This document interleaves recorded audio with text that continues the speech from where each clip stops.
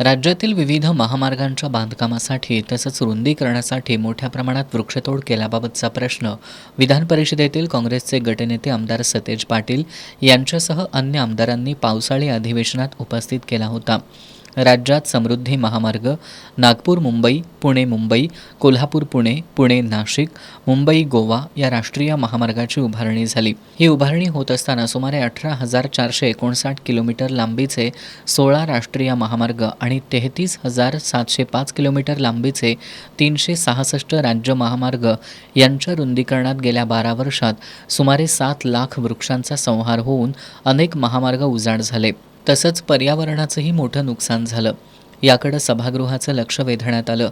महामार्गाच्या दुतर्फा असलेली जुनी डेरेदार झाडं तोडल्यामुळं महामार्ग परिसरातील तापमानात प्रचंड वाढ होऊन प्रवाशांना आणि स्थानिकांना उष्माघाताचा त्रास सहन करावा लागतोय.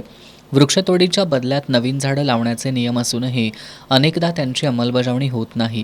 त्यामुळे विकास कामं करताना पर्यावरण आणि रस्ते रुंदीकरण यांचा समतोल राखला जात नसल्याची बाब निदर्शनाला आणून देण्यात आली. वृक्षतोडीमुळे पर्यावरणाचा मोठ्या प्रमाणात ऱ्हास होऊन जैवविविधता नष्ट झाली.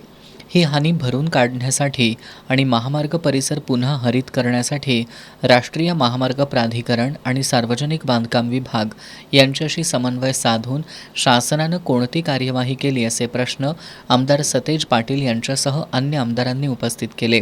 यावर खुलासा करताना सार्वजनिक बांधकाम मंत्री शिवेंद्रसिंहराजे भोसले यांनी राज्यात द्रुतगती महामार्ग, राष्ट्रीय महामार्ग, राज्यमार्ग आणि प्रमुख जिल्हा मार्ग यांच्या बांधकामासाठी तसंच रुंदीकरणासाठी गेल्या 12 वर्षात एकूण 5,30,594 इतकी झाडं तोडण्यात आल्याची कबुली दिली. तथापि महामार्गाच्या दुतर्फा कंत्राटदारांमार्फत तसंच शासकीय विभागांमार्फत लागवड करण्यात आलेल्या झाडांची संख्या 51,10,631 इतकी असल्याचं त्यांनी सांगितलं.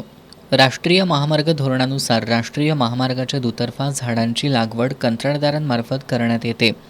तथापि बांधकाम सुरू असलेल्या रस्त्यांच्या झाडांची दुतर्फा लागवड ही बांधकामाच्या अंतिम टप्प्यात करण्यात येते असं नामदार शिवेंद्रसिंहराजे भोसले यांनी सांगितलं.